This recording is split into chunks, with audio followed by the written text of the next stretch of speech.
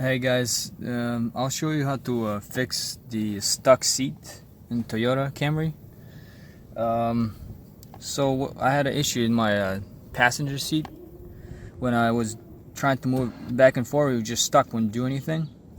So I messed around and figured it out. So yeah, first you want to do is just remove these right here. So I just already pre-did it. Then remove. There's a screw in the back down here. You see that hole? It's gonna be a screw in there. Remove that one too, and these screws right here too, and there's another one right down there. So you remove that, and then it's gonna look like this. What I did is I found this right here. You see this hole as a square bit, and in my tools I first tried this because I couldn't find the square one. I tried the regular screwdriver. You could do that if you don't have it. It fits in. Just put it in there and turn to the left. So what I did, I put this one in, the square one.